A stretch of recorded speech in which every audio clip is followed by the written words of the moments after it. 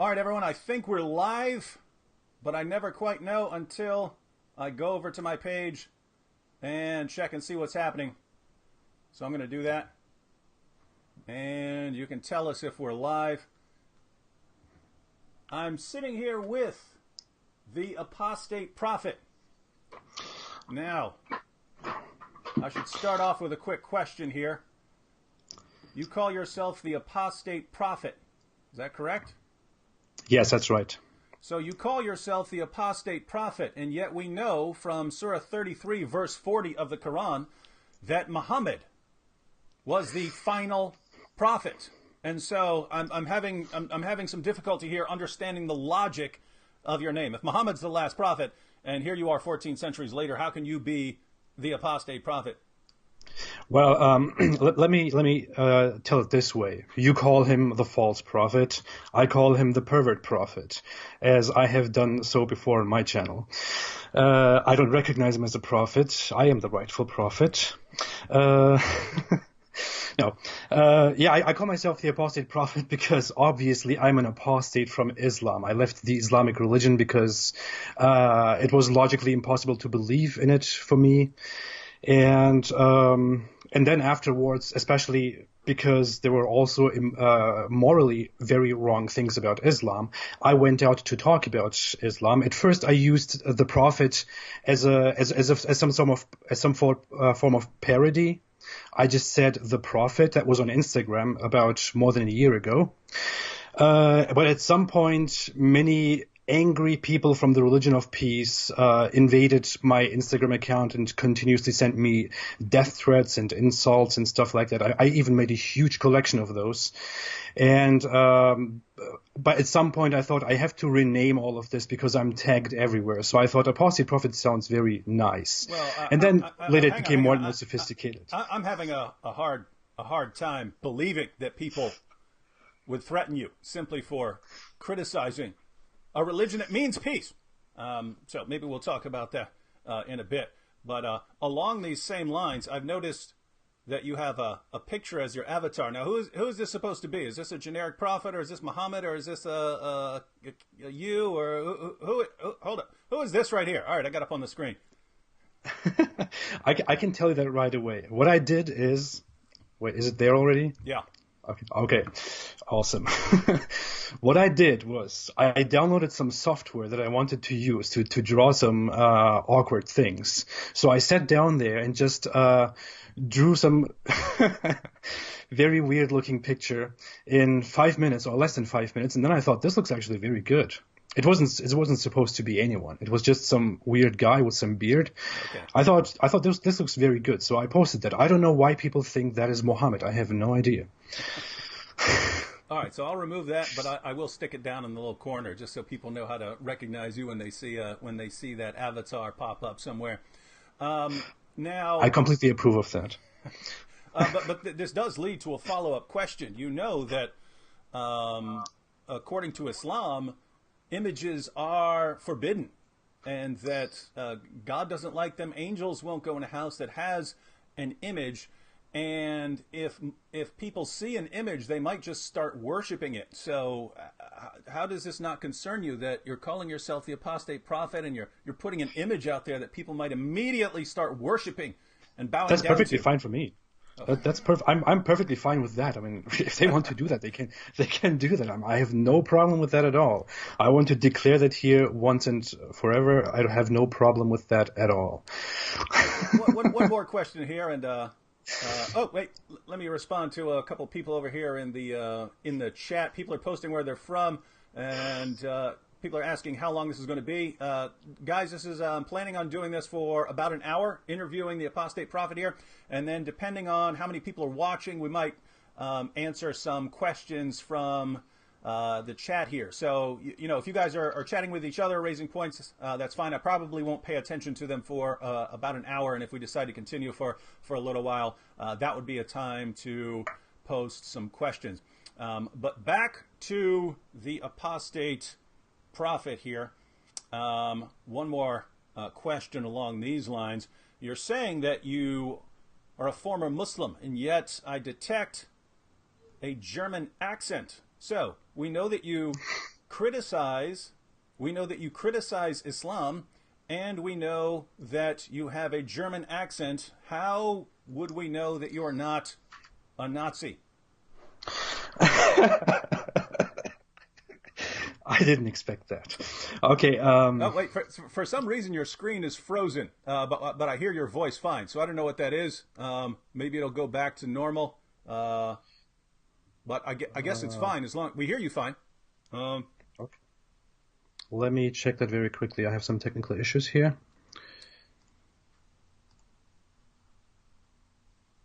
Oh, yep, you're moving now.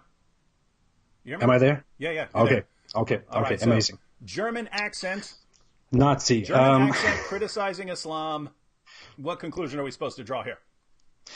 Well, the conclusion is, I'm not a Nazi. I mean, you can see it in my face.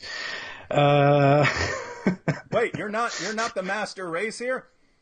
I am absolutely not. I wish I was. I wish I was, but sadly, life is unfair, and I'm not. I was born in Germany into a Turkish family, into a very religious Turkish family, into a Sunni Sufi Muslim family. And I grew up in Germany until I was 16 years old. I lived there. That's why I have a German accent that I still can't get rid of, and that I will probably never be able to get rid of. But yeah, so many people ask me for proof to prove that I'm an ex-Muslim. Of course, I won't do that. Well, first we might want proof that I mean, we have to test your credibility in every way. We'll have to test whether you're German. Do you speak fluent German? I do. Okay, so tell me what I'm saying now. Ich habe einen grünen Pass. I have a green card or green ID. Yeah. Yeah. That's the beginning of a song called was that Fremden eigenem Land by a German hip hop group called Advanced Chemistry back in the day. Okay. I don't know of that one. Okay. All right. So, grew up in Germany. So, share for us a bit what it's like growing up, as far as your family background and your background through your time in Germany. This is the point where we are stopping joking, right? No, I assure you, I will joke throughout. I can't help myself. So joking will pop up again, but okay, yeah, I'm fine with we're getting more serious now. So I'll give a serious look. That's fair. That's a fair point. Okay. I was born, as said, in Germany into a religious Muslim family, into a Sunni Sufi family. That's, of course, different from growing up into a fundamentalist Salafi Muslim family, for example, or growing up in Pakistan, for example. There's obviously a difference. But growing up in a religious Muslim family, it's very different. I mean, especially if you grow up in Germany, you see that you yourself, your own upbringing, your family is very much different from how people around you grew up and how people around you live. Of course, you are always told to respect all the things that Muslims tell you always to respect. You are told at a very early age to start observing the prayer, to start going with your parents to make specific Islamic practices, to fulfill them. For girls, it starts at a very early age to put on the hijab. That was not the case in my case, of course, but. Yeah, but that's about what that's about what it looks like. Of course, there's also these things like when you grow up in Germany, in the West, in a non-Muslim country, you can't eat a lot of things that other people eat. That's not only about pork; it's also about very many different things, like food that contains gelatin, any other type of meat that has not been slaughtered in the name of Allah, for example, is forbidden for you to eat if you are in a religious family that actually observes those rules. You can't go out with the other gender, for example. So it's quite depressive. It's very sad actually to grow up in that. And something is bothering me here. But yeah.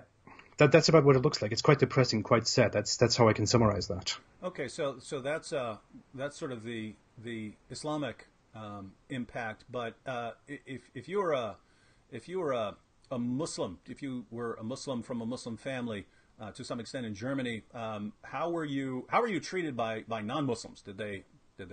Oh, that was the question. Well, no, actually not. I mean, I want to make that very clear. I want to make that very clear because that's something that's really bothering me. It's good that you brought that up. I see very many Muslims in the West, in America, in Germany, in Sweden, in France, and wherever, say things like that they are treated with racism and that they are treated unfairly and that many people have suspicions about them and prejudice against them and so on.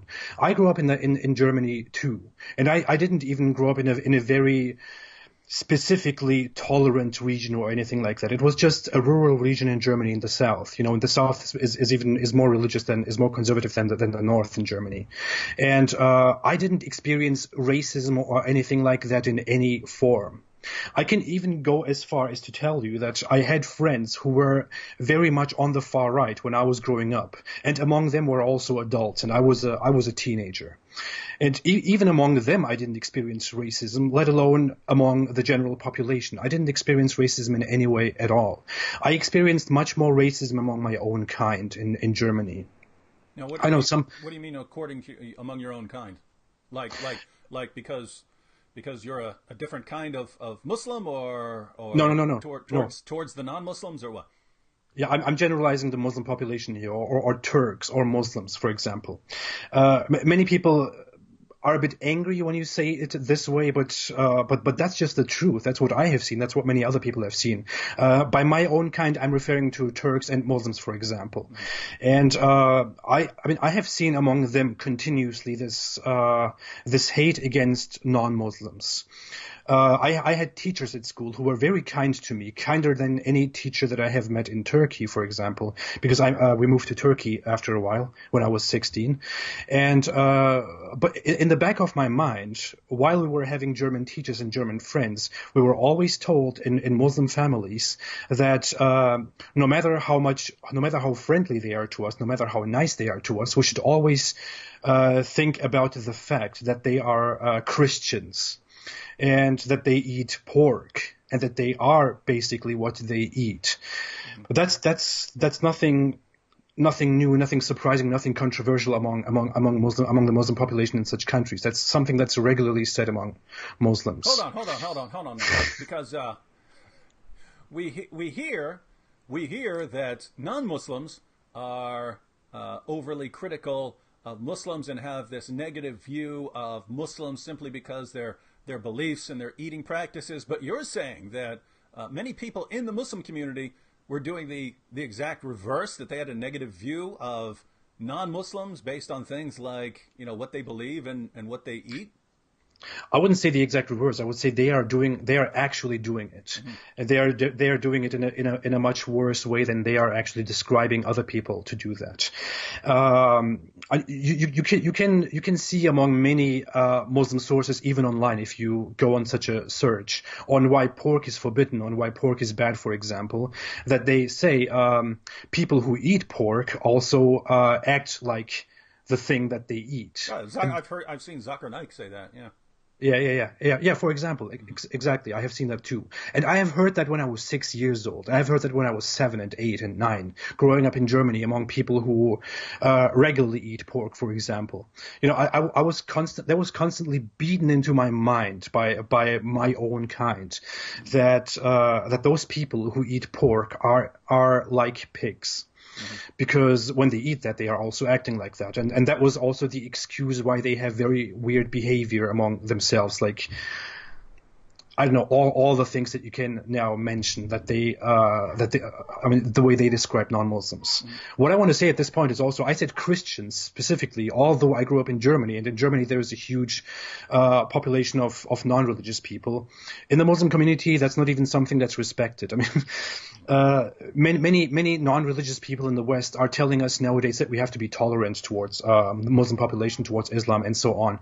But when I grew up in that Muslim community, in my Muslim community and also in other Muslim communities, the existence of non-religious people and atheists, for example, is not even respected. The general Muslim population doesn't even have respect for the existence of atheists and agnostics and irreligious people. They usually describe those people as Christians and crusaders in very defaming ways. Yeah. All right. Well, you eventually became a very bad Muslim by leaving Islam.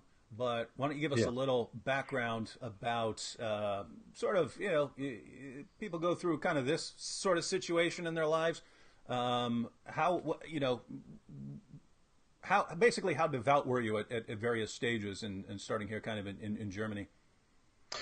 Well, I would say like this. I grew up into a religious Muslim family, but in my childhood, in my teenage years, I wasn't very receptive to my parents teaching me about the religion and trying to make me pray and things like that. I was always rebellious against it. I always had kind of an independent mind. So I was never really into that. But we moved to Turkey when I was 16 years old. I went through major depression when I was in Turkey. I found myself identifying with things like communism. I was very, for quite a long time in my late. How big is that in Turkey, by the way? Is that like a significant, like, is that a live option for lots of Turks, or is that, if Regionally. if someone told me here they were a communist, I would think it's really weird. Is that somewhat normal there? Well, I think it's more common among the general population, but people don't view that in a good way. I mean, people speak very, very bad about communists, Yeah. and in very generalized. Yeah, yeah. So for some time I was a communist, and I really went very far because I had major issues, major depressions with going back to Turkey and so on. And I found myself openly supporting, even at school, this illegal city, how is it called? Illegal guerrilla organizations, illegal terrorist communist organization, revolutionary organization. But I thought more and more about communism and about how much it really makes sense. And I came to the conclusion that it doesn't make sense at all. And it's a big human failure to rely on philosophies like Marxism. So I was at some point in 2010, at the very beginning of 2010, I suddenly found myself, when my aunt died, whom I liked very much, who was like a friend to me, I found myself suddenly thinking more about death and about the meaning of life. And I turned more and more towards becoming religious, towards reading the Quran and other scripture.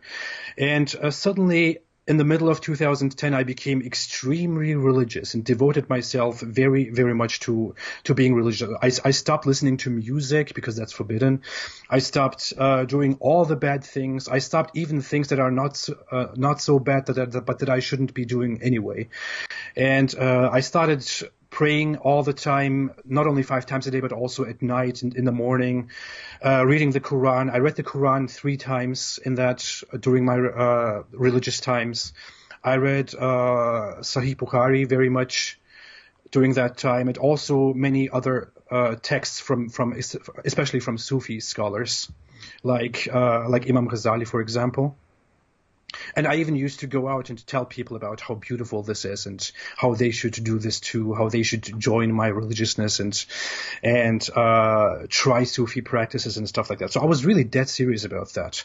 But it lasted about 4 years. And at the end of 2013, at the beginnings of 2014, I had more and more questions, and I questioned things more and more. I came to question all the things that were in my mind that I pushed away because I didn't want to question those things, because I was afraid of losing my religiosity, because we were always told at age 5 that this is the absolute truth and questioning it is forbidden. And if we start questioning it, then Satan will play with us and will lead us astray. And Muhammad said explicitly that you shouldn't question it and should rather pray to Allah when questions come into your mind, because those questions are put into your mind by Satan himself and stuff like that.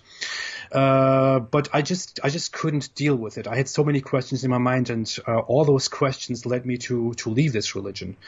Especially towards the end, I came to this to something that we Muslims are told all the time, that the gospel and the Torah, that the Bible is corrupted. it, and that we should abstain from it, that we shouldn't even read it and give it any attention, because the Jews and the Christians corrupted it because they wanted to go astray and they didn't want to obey Allah.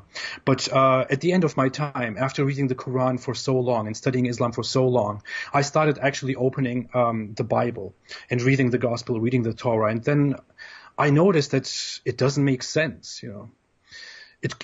I looked at all those Quran references on how the Gospel and the Torah were actually right at that time when the Quran was revealed, and then I noticed that we have examples of the Bible from that time, and it all just didn't add up. And when I saw all those contradictions between the Quran and the Bible, when I saw how the Bible sounds compared to how the Quran sounds, the Quran in the beginning of the Quran, it even begins right away bashing non-Muslims, bashing all those who don't believe in it, telling them that they will go to hell, that they are deaf, dumb, and blind. Comparing that to the Bible, where it talks about so many stories, about so many inspirations and stuff like that, I saw that there is something not right about that. And going further about that, I wanted to ask about that. Some people are saying my volume is too low. Let me try and adjust this real quick, because some people are saying it's fine, and other people are saying it's too low. Let me turn mine up a little. Check, one, check. All right, that's about as good as I can get without going into the controls, which I don't want to do during a live stream. So I'll try and talk a little bit louder here. But now, what you said is interesting about what we call the Islamic dilemma, namely that you saw it as a problem that the Quran affirms scriptures, but if you go to those scriptures, you see that they don't line up with Islam, but they're supposed to. And so historically, Muslims who realized this, Muslims who recognized this, historically, if you're a Muslim in a Muslim land and you know that the Quran is affirming the scriptures of the Jews and Christians, and you go to these and you find out that the scriptures of the Jews and Christians don't line up with Islam, it makes sense to say, hey, maybe the Quran is wrong here. But in a Muslim land, you're not exactly free to say that there's a problem here. And so what actually happened in Muslim lands where people didn't want to get their heads chopped off was to say that the scriptures have been corrupted. But you don't get that impression from the Quran. You get that from recognizing that the Torah and the Gospel don't line up with what the Quran says. And so you have to just say, well, it's been corrupted. So notice, this would be like me saying, hey, if you want to know if I'm a prophet, go down to the river over there, and you're going to see a big sign, and that sign is going to say, David Wood is a prophet. And you go down to that sign, and that sign says, David Wood is not a prophet. Don't believe him. He's a liar. And you say, David, you told me the sign is going to say that you're a prophet, but it says you're a false prophet. And I say, the sign must have been corrupted. Well, that's not what I said. I said, you're going to go down there and the sign's going to say that I'm a prophet. Likewise, the Quran says, you go to the Torah, you go to the Gospel, you find out that Islam is true, you find out that Muhammad's a prophet, the scriptures are inspired and preserved and authoritative, and so you have to believe in these scriptures. Christians and Jews have to obey these scriptures. But you actually go to them, and you would find out if you go with the Torah of the Gospel, Muhammad turns out to be a false prophet. And so the conclusion should be, hey, there's a problem here. But the conclusion among many Muslims is, they must have been corrupted. That's not what it said. So the reason I'm bringing this up is because there's always a question of whether certain arguments can actually have an impact on a Muslim. And I know a Muslim, Abdul Murray, who's a former Shia Muslim, who started studying the Bible specifically because he noticed that the Quran over and over again was telling him to go to the Bible. But you're here saying you were able to recognize this as a problem for Islam. Absolutely. Well, there are some examples I can give for that I had at the very beginning. I always tell Muslims, and I would suggest every Muslim to go and pick up those books, to pick up the New Testament and the Old Testament, for example, and start reading that, and to see that there is something wrong about all of the story that the Quran tells you.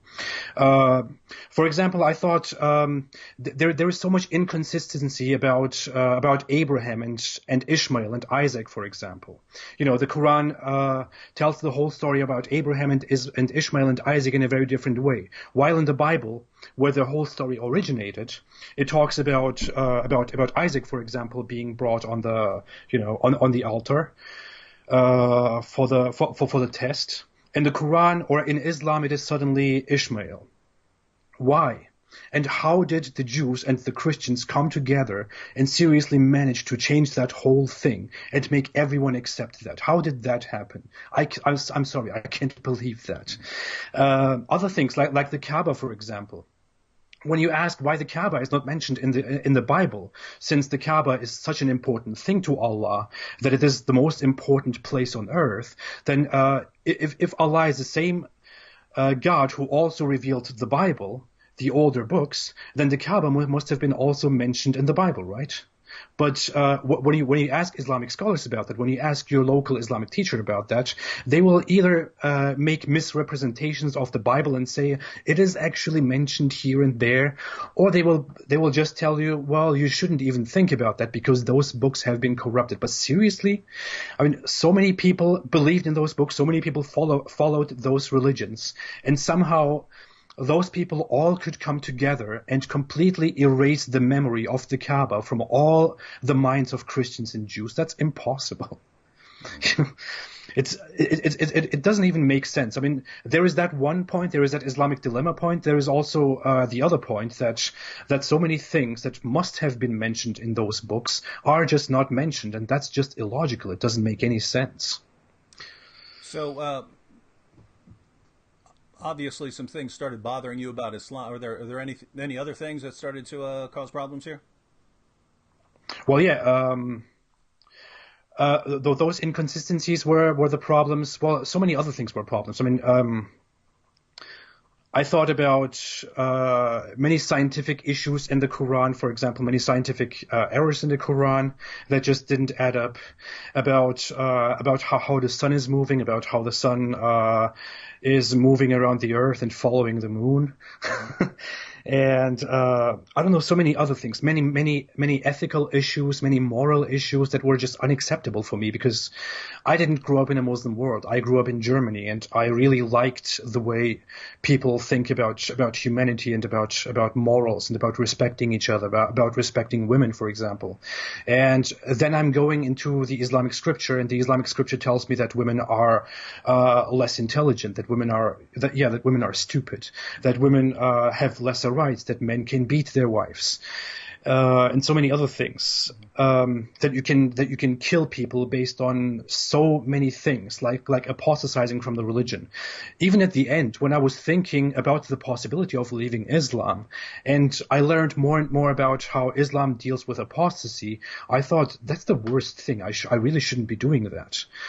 But I didn't really think that. I mean, that was the first thought, but that even provoked me even more to question the religion and to go towards apostasy, because I could not believe that Almighty Allah, who gives me this religious scripture and who wants me to believe in it, also tells other Muslims in the world to kill me if I leave this religion.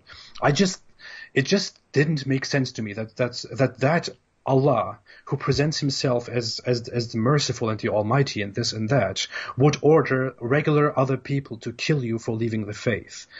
You know, that's the moral side of the story, for example. I just couldn't come to accept such things. But aside from that, there are also many other logical issues. I mean, I talked about those so often. I'm still talking about these things, you know. So you have a couple different things going on here. One, you have sort of an internal incoherence, namely that the Quran is affirming scriptures that fundamentally contradict the Quran, and so the Quran would just be incoherent on this point. And then factual errors, and then some moral issues. So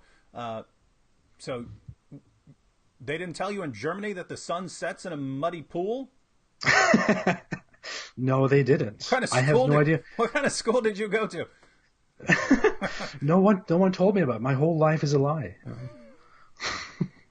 Okay, so and by the way, so if you're noticing things that you have a problem with, so the Quran's description of the universe, or the Quran's the Quran's comments about women and unbelievers, and Muhammad's claims to kill apostates, things like that. Because if you're going through Bukhari, you're gonna see a bunch of stuff in addition to the Quran.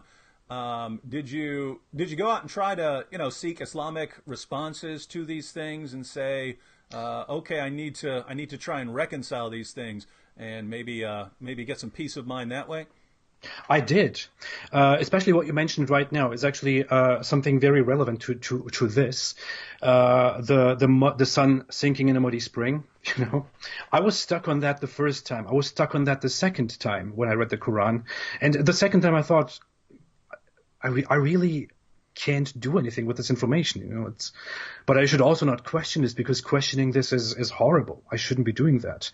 But I just couldn't resist, and I went online to see all the discussions about it, to see all the things about it that Islamic apologists, for example, say to make sense of that Quran verse. And they say, for example, the Quran verse says that Dhul Qarnayn went to one side of the earth and he saw the sun setting in a muddy spring. Reading that, it makes no sense, which is, by the way, ironic, because many Muslims tell you to just read the Quran and you will believe in Islam. But online, you see that people are trying to tell you that, what the Quran meant is that actually Dhul Qarnayn saw it that way. It was actually from his perspective, but the Quran doesn't say that. The Quran clearly says that he found it that way. And in addition, for Muslims who believe that Muhammad is, according to Islam, the greatest interpreter of the Quran, Muhammad said in a Sahih Hadith in Sunan Abu Dawud, where he was with one of his companions, and he asked one of his companions if he knows where the sun goes when it sets. His companion said, "No, you're the prophet. You're the one who knows." And Muhammad said, "It goes to set in a pool." So and notice there's not one word about Dhul Qarnayn in this story. So you can't say this is just the way it's appearing to Dhul Qarnayn. He reached some body of water or something like that. This is Muhammad explaining where the sun goes. So a Muslim who says what the Quran really means there is something else is basically saying he understands the Quran better than Muhammad did. Yeah. Well, at that point, I saw that there are some controversies about that hadith that don't actually make sense, because there are many other hadith that have the same authenticity level as that hadith that are somehow accepted as completely authentic by the same Islamic apologists who view that hadith as problematic. But I thought, okay, that's even more messed up. But then I went on, I thought, even if I accepted that hadith is in some way problematic, which it is not, and I want to say here, it's not problematic at all.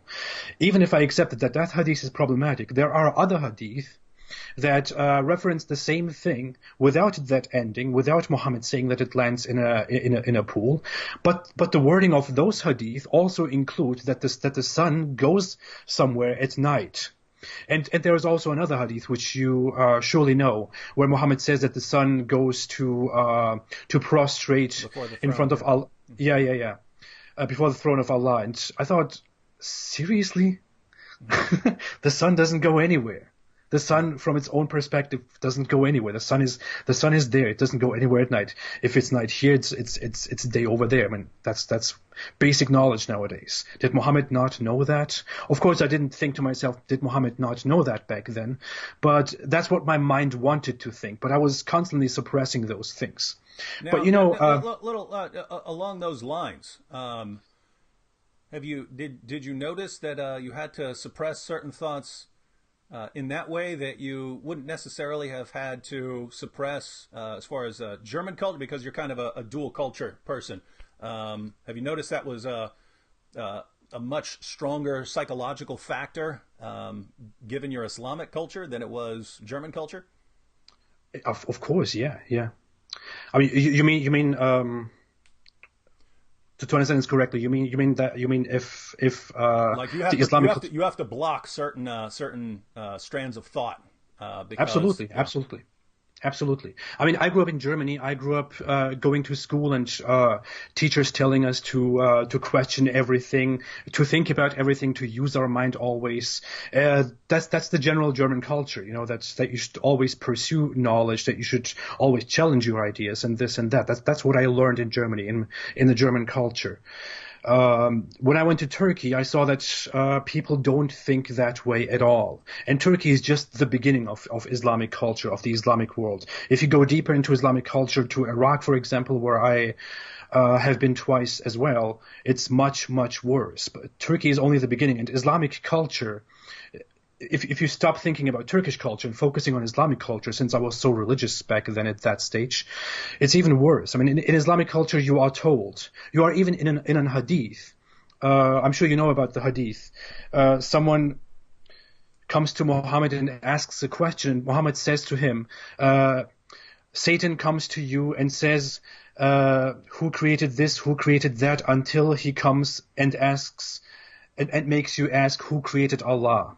If he comes to you, I don't remember the exact wording, but seek refuge in Allah, you know, something like that. Stop wasting your time with such idle thoughts and seek refuge in Allah. That's the main mentality, and that's a very well-known hadith in the Islamic world. You are always taught that what your religious authority, what those people are telling you, what the Quran tells you, is the exact absolute truth. What is beyond that, all the knowledge that you get beyond that, is in no way a contradiction to that. Even if it is a contradiction, it is actually not a contradiction. If you come to the conclusion that it is a contradiction, then it's you who is faulty, not the Quran, not the Islamic authority. It's you who is faulty. That's always the mentality that is presented to you in the Islamic world, in Islam. And that's how you are always taught to suppress your own ideas. Yeah.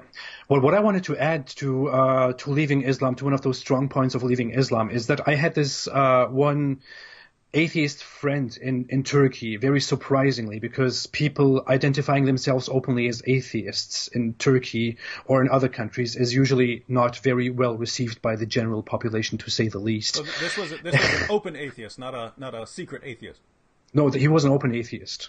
And he was getting in a lot of trouble because he was an atheist. Mm-hmm. And I actually approached him saying, you know, I wanted to challenge him about his atheism, about his critical views on Islam. And I wanted to challenge him. And I sat down with him. I said, I can discuss with you, and you will be wrong in the end. And he said, you shouldn't really challenge me. You shouldn't do that. You will be sad in the end. You know, he was challenging me too in response. And I thought that's not possible. I'm very firm in my belief, and my belief is completely right. Then he came to me and said, when you read the Quran, did you notice something about Muhammad's personal life? Then he said, he reminded me of a Quran verse. I can't really remember numbers very well. I have a problem with numbers, but you know what I'm talking about. It's your favorite Quran verse.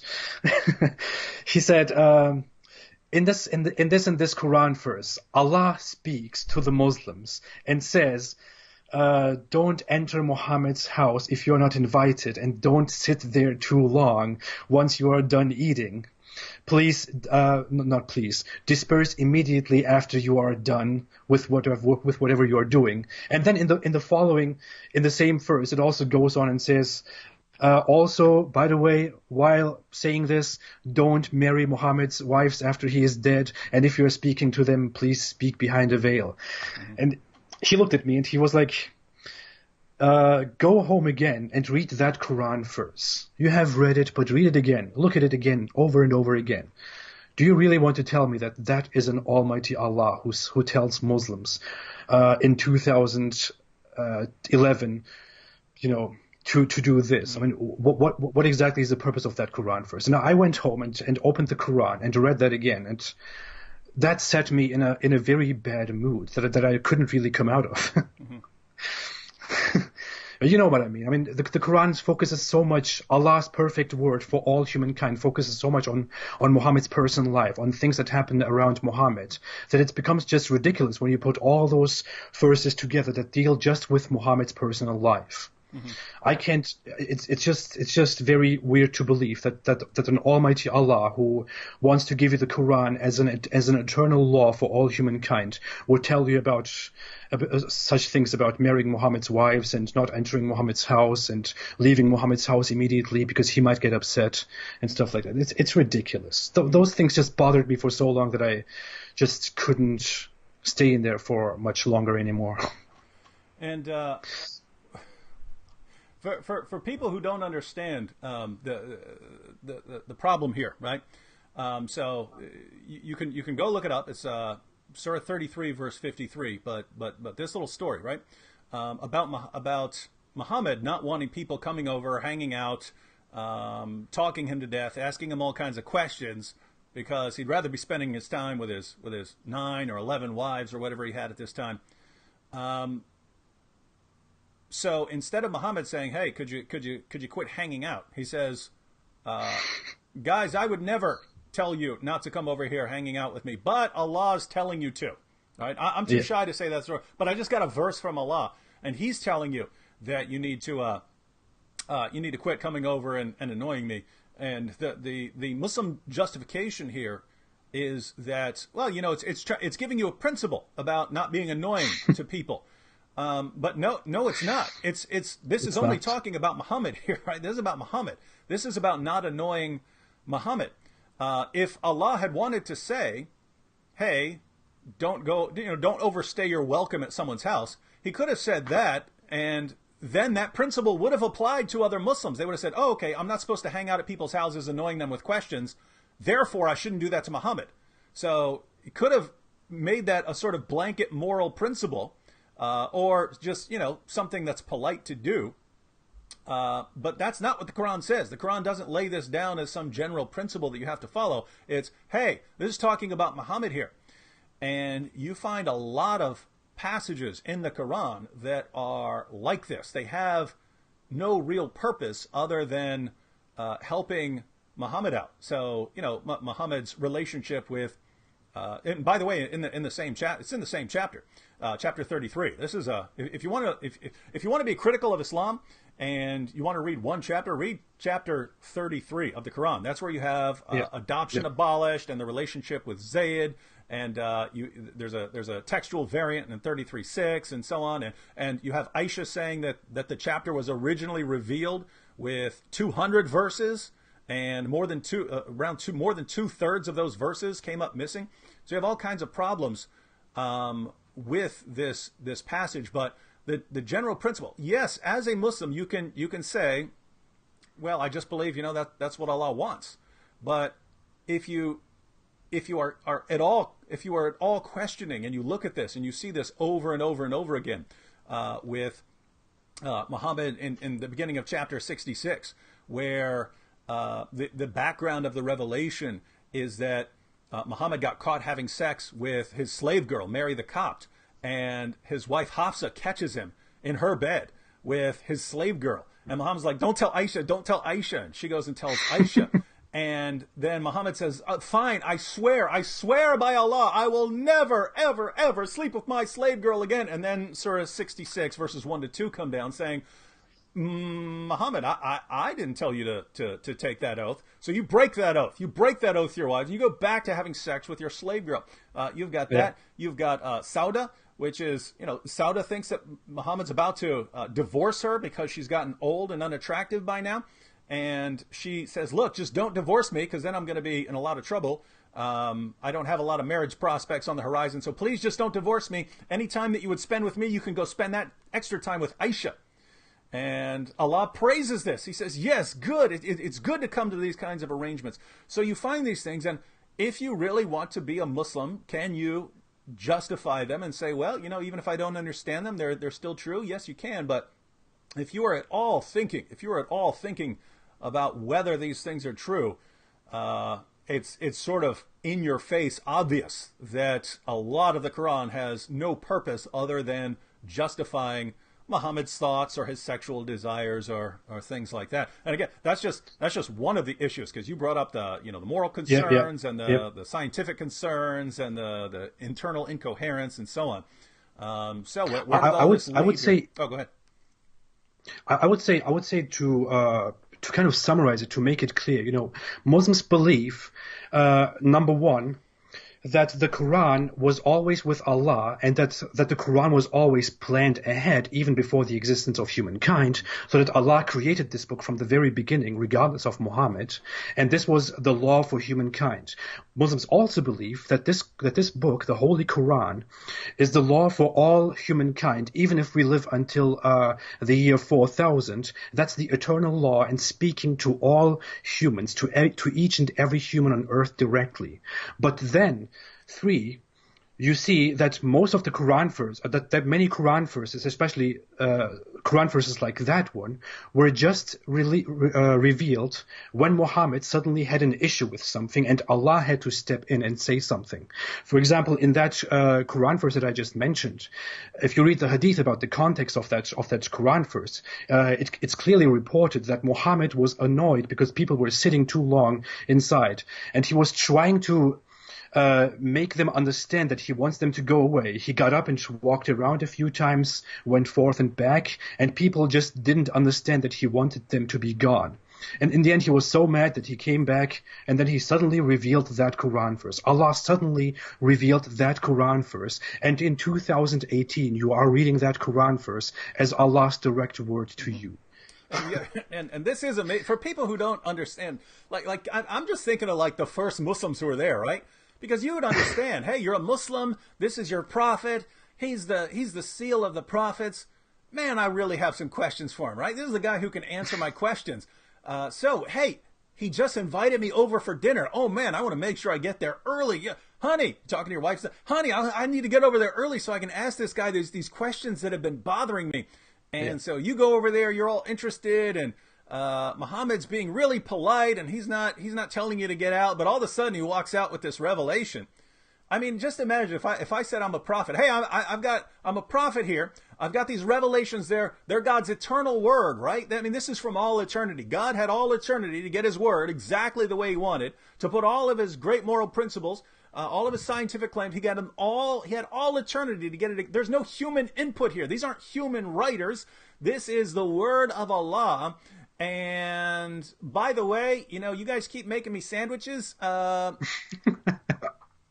wouldn't say this, but God just told me this revelation. David, he won't tell you that he doesn't like sandwiches, but I know the truth, and I'm telling you, stop making him sandwiches. Wouldn't you think that's a little weird, right? Wouldn't that bother you just a little bit that I'm getting this revelation suddenly about sandwiches? That's in God's eternal work. Well, guess what? That's the same thing you find over and over again in the Quran. All these situations that would arise from Muhammad when he's being questioned about something or someone's annoying him, and it's Allah to the rescue with a verse that Allah has had in his pocket for all eternity and had no purpose other than helping Muhammad out of a situation when didn't really need to do that, right? I mean, Muhammad could have said, hey, guys, stop bothering me. Or it could have been laid down as a general principle. Don't overstay your welcome. But instead, it's just, nope, Allah flying in like Superman or something like this, rescuing Muhammad like Lois Lane. So anyway. Yeah, and Allah even says he might be too shy to tell you, so I'm telling you. He's too shy, yeah. He'll chop your head off. He'll chop your head off if you leave his religion. But he's too shy to tell you, quit hanging out at my house all day. Right? All right, good. All right, so this somehow led to leaving Islam. So what happened there?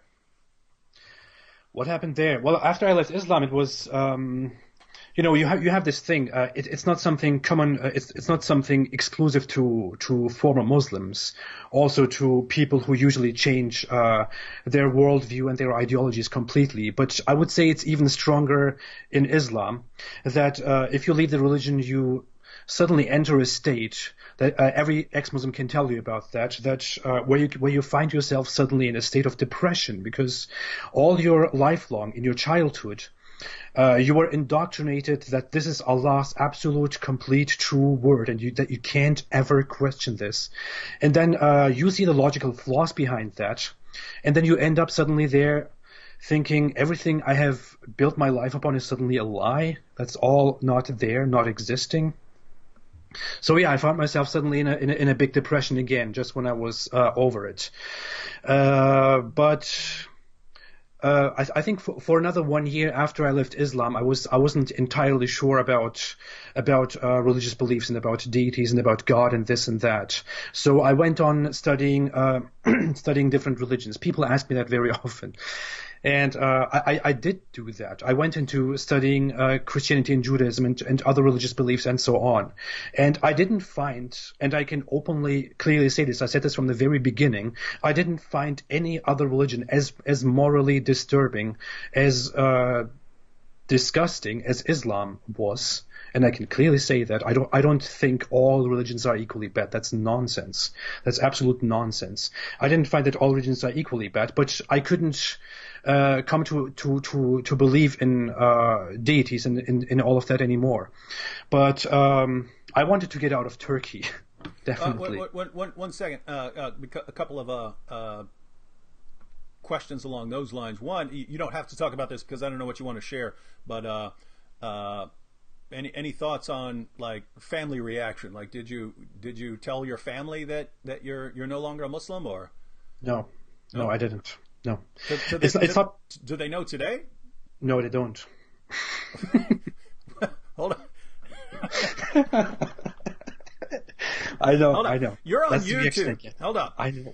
You're on YouTube. Your channel is exploding. You haven't even been up a year, and you're already at like 45,000 subscribers. It took us years, me and Nabil, years to get anywhere close to that. And they still don't know. They don't know. They're not big on YouTube? Well, no. Not big YouTube watchers? My father is actually quite interested in technology and in internet and stuff like that, but I don't know how they still didn't find me. Because if you look for my name online, you find me. You find the activities that I do. You find articles that I wrote, videos that I made, and this and that. You can easily find that. But no, they didn't find me yet. What do you think their reaction would be? Kind of just because there are lots of people interested in sort of the Islamic mindset. Like, how much of a concern is that to you? Because I saw this we talked about this on the live stream with you. How big a concern that was with my friend Nabil, not wanting to really hurt his, and unless you're a complete jerk, that should play a role. I'm talking about you people out there who are watching. Unless you're just a total jerk, it should be in your minds of, wow, these parents are, they really believe in Islam, and if they see their son go somewhere else and leave the religion, knowing how big that is, one, they'd be extremely concerned about his salvation. They'd be embarrassed if other people found out about that. Like I've noticed that many Muslim parents who have kids who've left Islam, it's like they feel like they were bad parents. They didn't do a good job raising you. And so, whereas if you think about it, the reverse is true. You have to have, like when Nabil left Islam, you have to have some pretty hard moral convictions to say, I'm going to go wherever I believe the facts lead, no matter the cost. It's actually a sign that they might have done a good job raising you. But what are your thoughts as far as your family? Well, I was always free-minded, so it was no problem for me to suddenly go to a complete different part of the world and do my own stuff. But I would say a few things. In many Muslim families, for many Muslims, leaving Islam and telling people about that can be very dangerous. It can really be very dangerous. Your own family can be violent towards you and can deprive you of so many things in life. I can't say the same thing about my family. I have to be very, very clear and very honest here. My parents are not fundamentalist literalists. They are Sufis. Sufis have usually a very different way of handling such things. But what they would do, I think, if they found out, they would call me and to ask me about it, to just try and figure out how this happened. They would be very sad. I imagine my mom would be crying for months. But that's also one reason why I didn't tell them, why I just couldn't tell them. I just couldn't go to my family, especially to my mother, and say, hey, I left this, I don't believe in it anymore. Yeah, because In Islam, Oh, go ahead. yeah, in Islam, religious belief is so firm and protecting all people around you from falling off that and from even going a little bit astray is so strong that my mother would be devastated, and I was even afraid she would be. I'm still afraid she would have major problems because she had major skin conditions that were triggered always by sadness and stuff like that. And thinking about all those things, thinking about how emotional she is, I just couldn't do that. You know, they are still my parents in the end. I still love them in the end, and I just couldn't do that. So I just leave it. I know it will be bad in the end anyway, but I'm just leaving it to that, I guess. Well, this is kind of a this is how I think with regards to you not believing in God, right? If you had become a Christian, then you might expect a Christian to say, "Oh, I have to go tell my parents because." And Yes. by the way, it's not that quick. Nabil did not want to tell even after he became a Christian, he did not want to tell his parents. His parents found out when they came over to his apartment one day and he wasn't there, and his computer was open, and had a discussion about his baptism on the computer. So yeah, he did not want to tell them. But if you're a if you're a Christian or a Muslim, you believe that these things are matters of eternal significance, and so it's very important for people to be on the same page as you. If you're a Muslim, you want to, as the Quran commands, you want to invite all to the way of Islam. If you're a Christian, you want to share the gospel, and but if you're an atheist, it's kind of not as important to have exactly the right doctrine, as long as you're not going around killing and slaughtering people. And so Completely. yeah, so basically if you're an atheist, I mean, I used to be an atheist, but back then it didn't bother me. Oh, my grandma's a Christian, I need to change her mind or something like that. And so as an atheist, you'd be pretty comfortable with your parents who aren't violent, going their entire lives as Muslims, and just living the best lives they can. Well, I thought about that a lot. Have. I mean, I thought about that a lot. I thought if I converted to Christianity, which they suspected at some point, I should come to that actually. Then I would care about that. I would care about their afterlife, about how they live their life, and this and that. And I would definitely go to them and talk to them about that. Maybe not immediately, maybe also after 2 years or so. But I would actually care about that. But now that I don't believe that anything will happen to them when they are. That I don't know what will happen to them at all.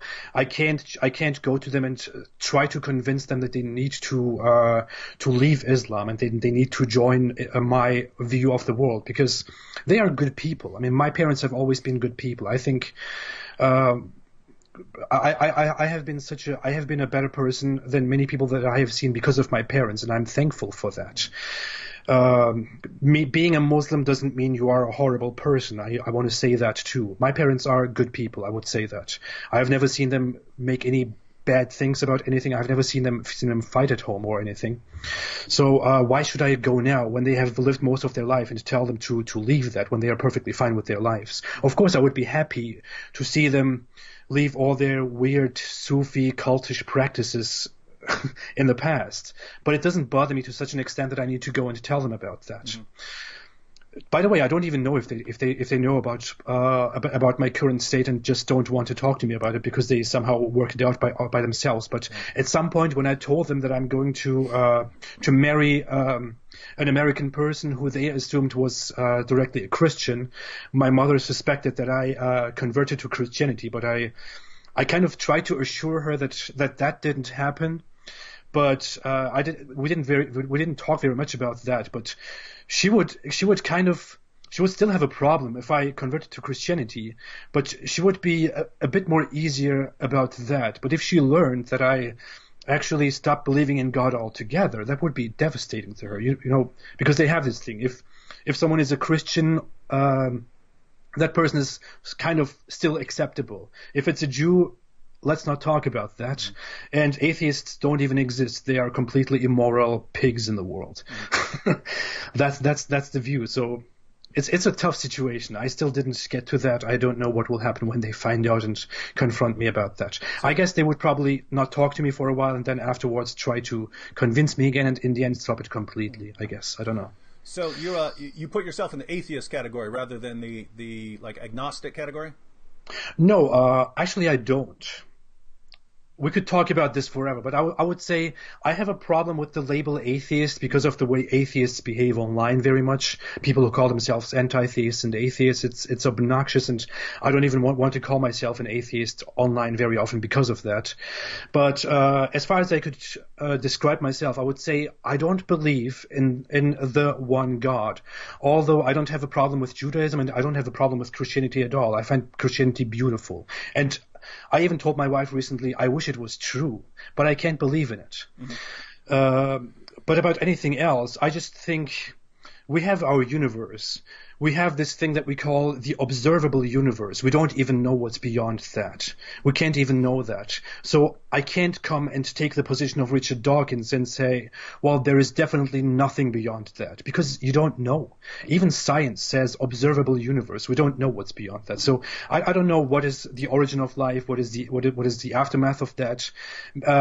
Much proof points to lots of things that we have nowadays, but I would always say I'm a free thinking seeker and sort of an atheist in that sense of the one God, but that's all. Okay, I'm not your Christian bashing guy. So at first it sounded like you were saying you don't want the label atheist just because there are a lot of like overly aggressive atheists. And just so people know, back when I was an atheist in like the late 80s and early 90s, and there were very few. I didn't know. I knew other atheists. Like a lot of the smartest kids in school were atheists, but none of them were really. I was the most aggressive, and I was the only aggressive one that I could think of. Whereas now that's much more mainstream. But you and I were talking earlier this week about when someone leaves Islam. There are kind of two main paths.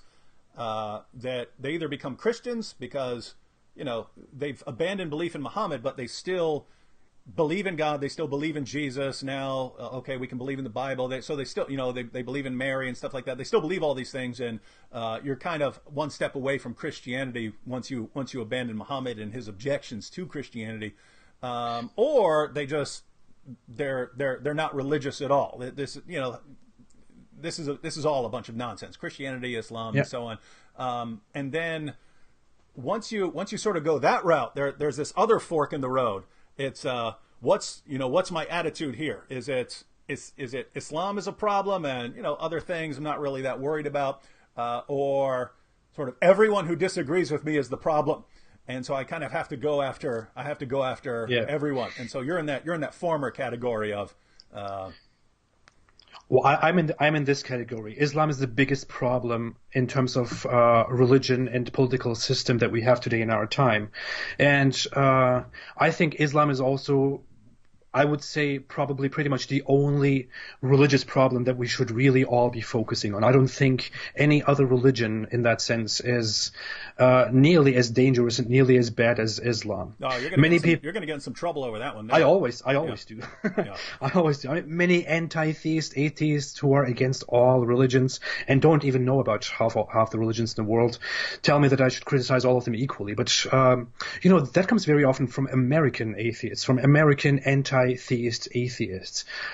The definition doesn't even end. And but I tell them very clearly, you have no idea what you're talking about. You in America, you are in your chair, in your basement, or in your office, or in your car somewhere in the street in America, and you can yell at people about your disbelief, about how you disagree with Christianity, about how you find it disgusting and bad and this and that. You can do all of those things. You can put bumper stickers on your car. You can wear shirts that say "F God" or whatever, and no one cares. You can't do the same thing if you are in Pakistan and you are a former Muslim. You can't tell anyone about it. You can't even tell your parents about it. You have to create pseudonyms online to criticize Islam, but still risk being arrested, being caught by a lynch mob and killed in the middle of the street, or facing the death penalty. And who are you to equate your former religion and your experience to my former religion and my experience? Don't tell me that. Seriously, I have absolutely no tolerance for those people who think all religions are equally bad and we should all criticize them equally. That's complete nonsense. Those people have no idea what they're talking about. All right, so you rejected Islam and decided to that we went off on I took us on that big tangent, and thank you for answering. But where I jumped in there was you were just getting to leaving Turkey. So how long ago was this? Well, I lived in Turkey between 2016 and last year, so I came to America only a year ago. But yeah, after I left, and you immediately started a YouTube channel. No, I didn't. Oh well, after I came, yes, Yeah. I did. I did.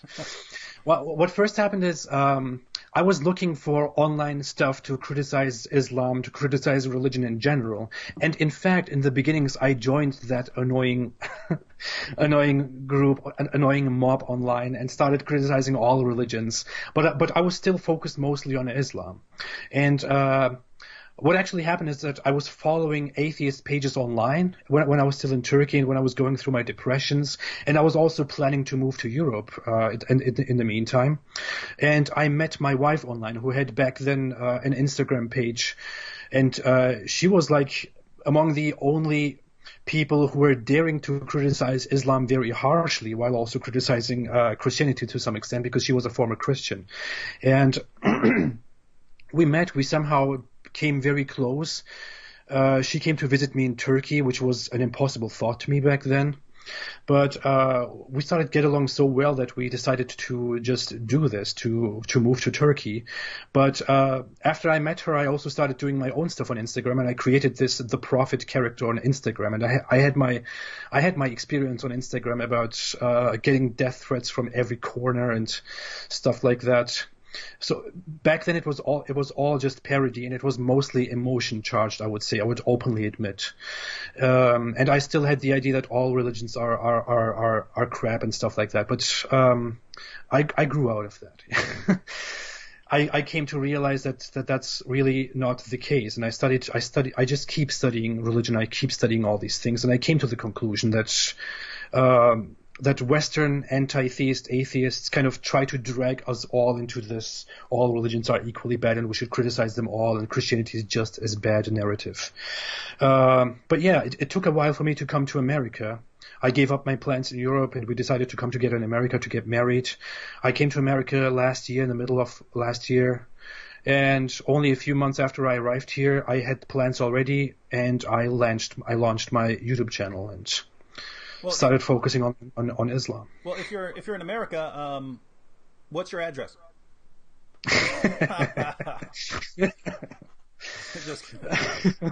Just kidding Central. about that. All right, so one or two more questions, and then we'll take some questions from over here. Oh wait, I gotta before I lose this comment here.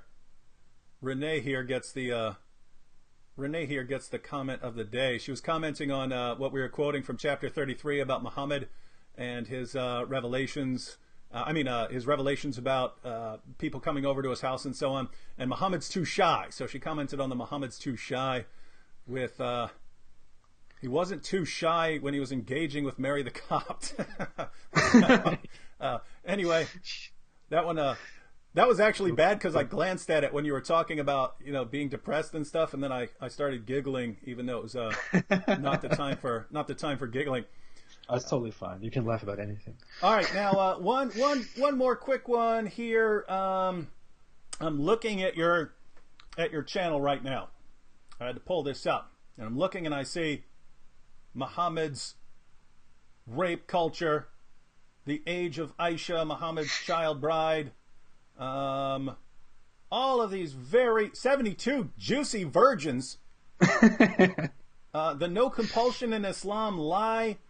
Oh my goodness, the pervert prophet. You called a video the pervert prophet. Now, that's my personal favorite. That's amazing. Go watch that. All right, everyone, watch the pervert prophet here. Someone put a link as soon as we're done for people to watch that. But I have a quick question, because I hear from so many people in the West, lots of Christians especially, that if you want to convince a Muslim, the key is to be as nice as possible, and never to criticize Muhammad or the Quran. If you criticize Muhammad or the Quran, the discussion is immediately going to end, and that Muslim will never listen to you again.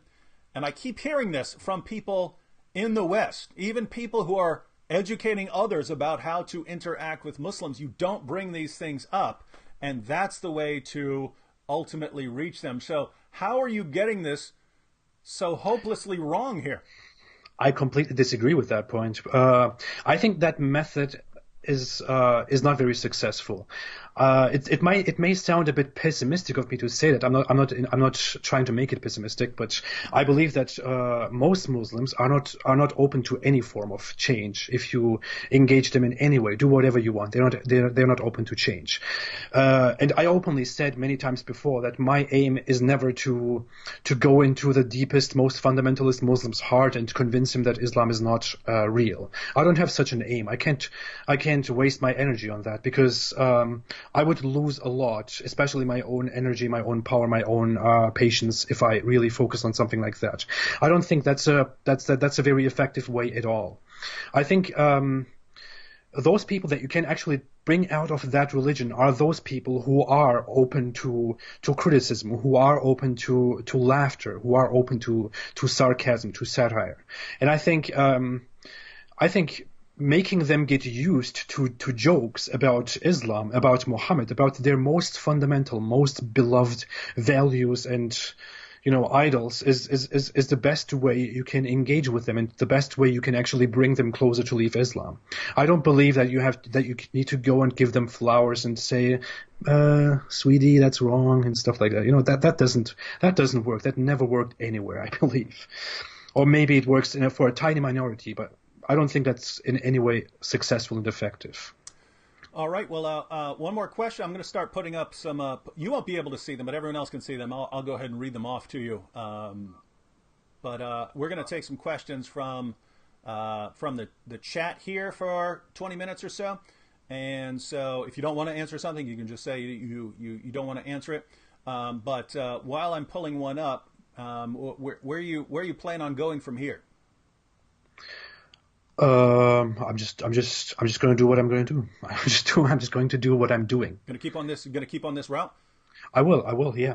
I have no problem dedicating most of the rest of my life to enlightening people about this, to telling people about what this religion really is, because I think I need to make my motive clear. And I tried to explain that before, but I want to explain it more in a dedicated video. I mean, my motive is not to attack Muslims and to cause trouble in the world, or to just make fun of this. My motive is actually very clear. I'm a Western person. I grew up with Western values that I loved, despite the Islamic and Turkish values that I had at home. And in our times, it's more and more common that people go out in the West and try to make themselves at home and tell people about what a beautiful religion Islam is, while completely misrepresenting that religion. If you look online, there are, for example, websites that talk about understanding Islam. That mentality, understanding Islam, because other people are misunderstanding Islam and misrepresenting Islam, and Muslims are coming here into the West to make people actually understand Islam and to present Islam in a completely wrong way in order to spread Islam the best way possible. And in the West, we have this weird, completely strange reaction to that we need to be tolerant about that we need to allow mosques here and there and people praying in the streets and preaching everywhere. And I have a major problem with that. I love the West. I love Western culture. I love how things are here. I love competition. I love individualism. I love how things are going here, and I want to protect that. I come from that culture, from that belief, and I want to tell everyone, every single person here, that you don't need Islam. You don't need more Islam. You shouldn't take more Islam, and you shouldn't tolerate intolerance. All right. Well, thank you. Let's take a couple of questions here. Not sure if you want to take this. I want to say something very quick, David, if you want to save that. I've seen that in the comment section. Some people understood that my wife is Christian. That's not the case. She's ex-Christian. So she's kind of on the same path as I am. Yeah, that's what I understood you as saying there. All right, quick. Someone said, will you ask the Apostate Prophet if incest is normal in Islamic Turkey and other countries? It is absolutely normal. I mean, you can check basic statistics. It's not even some big conspiracy theory. You can see that in Pakistan, the rate of inbreeding through cousin marriage is above 60%, I believe, even more. So some sources say. In Turkey, it is around the 30%. In other countries, it is 50%, 40%.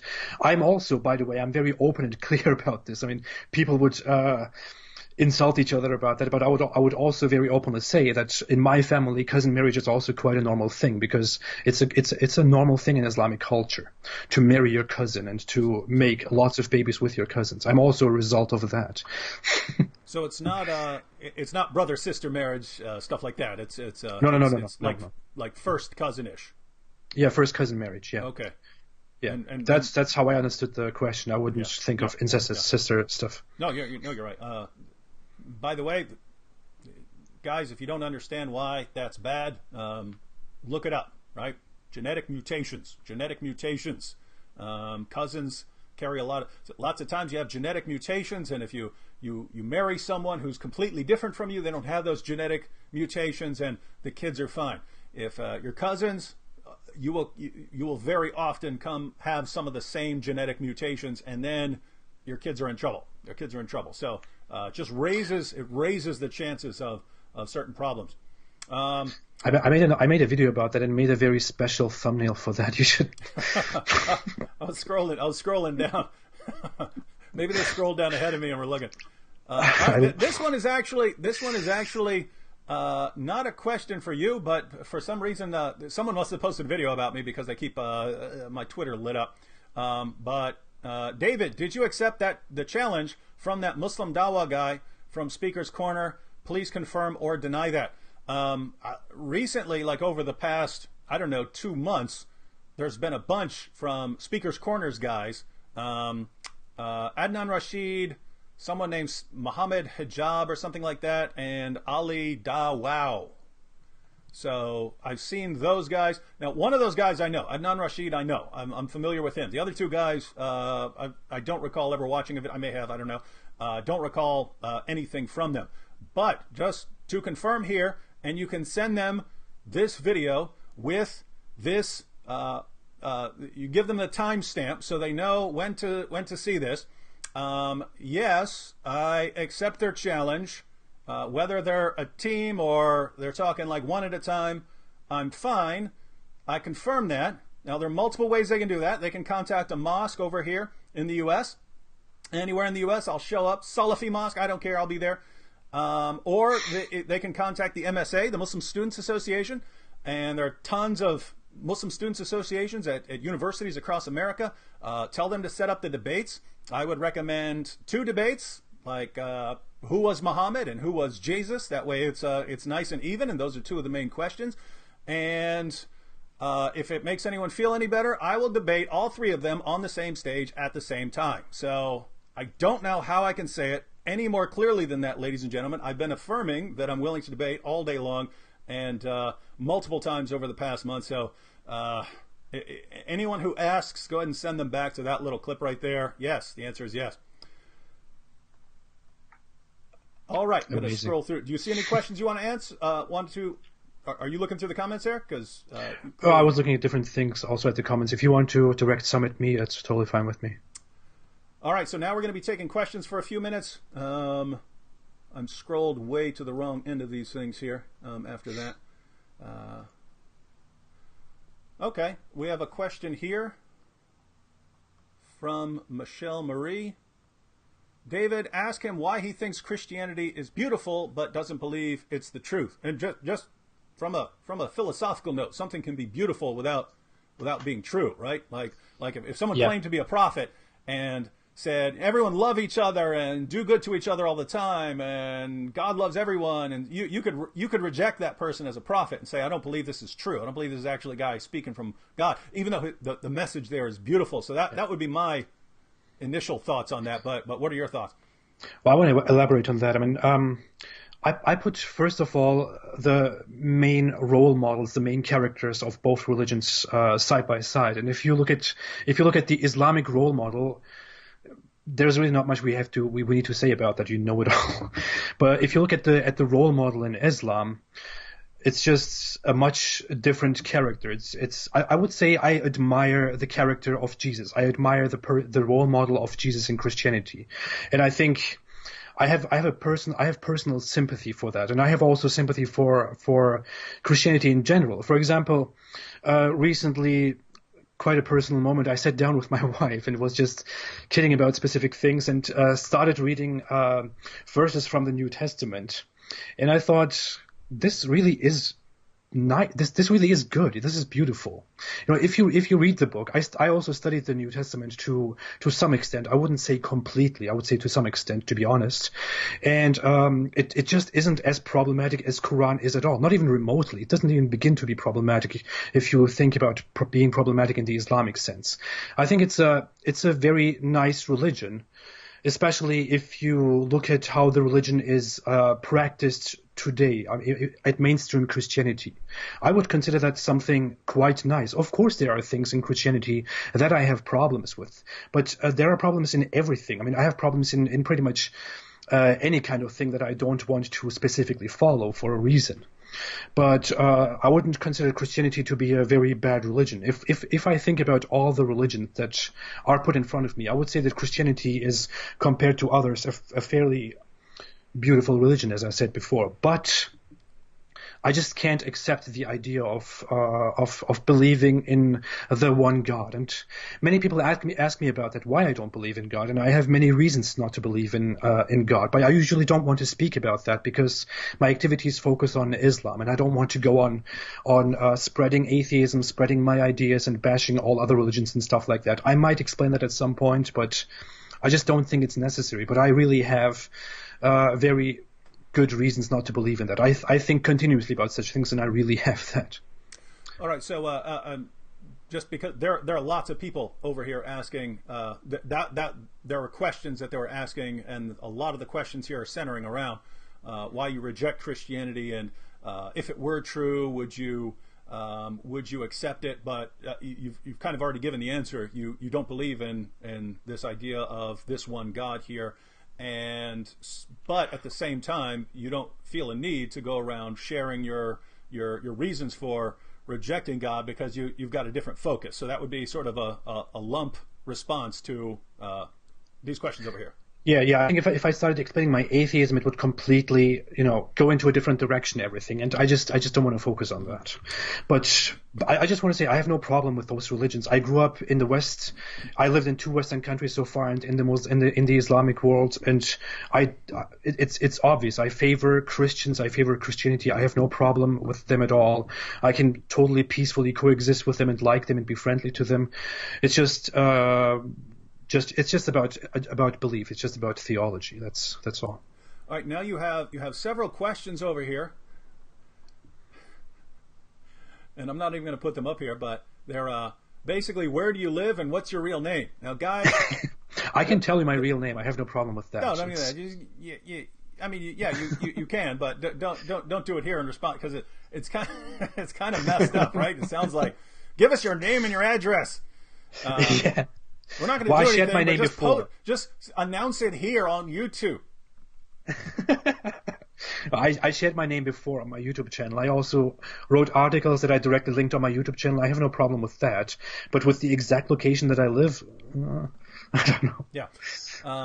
So yeah, and I'm in America. Yeah, I wouldn't. If I were you, I wouldn't even. See, I don't mind David Wood. Like, there are tons of David Woods. If you decide to go on a David Wood killing spree, there are going to be like thousands of dead David Woods along the way. If your name's like Nabil Qureshi or something like that, there's only a few. So it makes you much easier to find. So, to be very clear, I don't believe that there is a huge danger of Muslims going after me and trying to kill me. I don't believe that anything would happen to me. I believe people who actually want to go out and kill people who criticize Islam are not that many. An average person wouldn't just want to go out and do that. Yeah, I'm not making conspiracy theories. I mean, I have kind of two competing thoughts on that. One is, if you have someone like that who, hey, I'm ready to go out and kill and die, there are targets that are more high priority than I am. Absolutely. Yeah, and so they're higher priority targets. So I feel reasonably safe. But the flip side is I'm thinking in terms of percentages, right? I'm thinking if only 1% of people who say they're going to kill me actually would like to kill me and want to kill me and are thinking about killing me, that's still a significant number of people who would like to kill me. So it is definitely. Yeah. So it's kind of, hey, if they're going to kill me, I'm not hard to find. I speak at places and so on, but probably not going to give you like a roadmap or something to make it as easy as possible for you. Yeah. All right. This is actually a good one here. What are your thoughts on Western women who decide to convert to Islam? It seems like, especially on YouTube, that there are a lot of Western women choosing to convert. Now, think about this, right? We keep saying that Islam has this problem with women, and women are intellectually deficient, and their testimony is worth half that of a man, and they got their husband can treat them like a tilth. A tilth is a field that you plow into, and the Quran says that you plow your tilth however you want. And by the way, the historical background of that is a woman refused to have sex with her husband in a certain position. Yeah. And so the issue got brought to Muhammad, and the response from Allah is, you plow your wife however you want. So we point these things out, and yet there are all these Western converts who are women. So isn't it obvious that we're wrong and Muhammad was the greatest feminist who ever lived because all of these women are converting to Islam? Well, I would say, I know I get very often very kind of sad and annoyed at the same time whenever I hear of Western women converting to Islam, because I have seen so many women who converted to Islam without even knowing about the religion properly, just because they wanted to get married to this one Muslim guy who lives somewhere in Morocco or Turkey or Egypt or whatever. And in so many cases, I have received so many emails, so many messages online since I started this, and it's not even so long ago since I started this. I'm sure you received them too, of women telling me sad stories of how they converted to Islam and moved to a Muslim country, and now they have no idea what they have no idea how to get out of this because they are completely stuck in there. They are depressed. I get those all the time. Yeah, it's a situation messed up. where I'm getting these messages and can't really share them because so. Yeah, I get them all the time. It's crazy, and I want to warn those people. Mm-hmm. There are fairly also some people who convert to Islam and then stay in that religion and practice that religion to some extent. But I would say seriously, if anyone even plays with the idea of coming close to Islam and converting to Islam eventually, maybe the first thing they should do is stop listening to that bearded guy who wants to tell you about how beautiful Islam is. Mm-hmm. Get yourself a Quran, get yourself the Hadith, start reading. You will definitely not join that religion. Don't make that mistake. Because I have personally never heard of a case of a man, but especially a woman, converting to Islam because they read the Quran and were so convinced about the faith and converted to Islam. I have never heard of that. Yeah, I often say something similar. I've never met someone who converted to Islam after doing anything I would consider a careful study of Islam.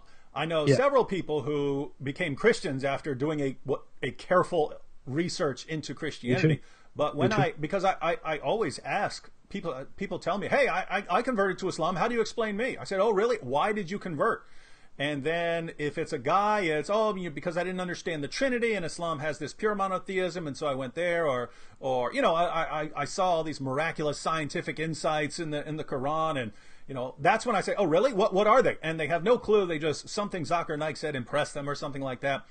Never bothered to actually go through and research. So that's what I hear from guys, and from women, it's usually, I was walking around in my mini skirt and guys were hooting and hollering at me, and I got so fed up with it. My Muslim friend told me that in Islam I would be respected, and so now I wear the hijab and people respect me. And notice there's nothing in there that involves an actual study of whether Islam is true. And so the sad situation about women converting to Islam in the West is Islam thrives in an atmosphere of ignorance. Because the Muslim preacher The Muslim preacher that you just referred to will say pretty much anything. He will. What do you like? Right? Oh, you like science? The Quran is a scientific masterpiece. That's that guy's aim. Peace and tolerance. Islam means peace. That's what the word means. Oh, you believe in women's rights? Muhammad was the greatest feminist who ever lived. Islam is the religion for you. And if you are not actually willing to sit down and study, you are going to fall for something like that. Let me tell you something. I was involved in a group when I was a religious Muslim. I was in a group that was very religious, very pious.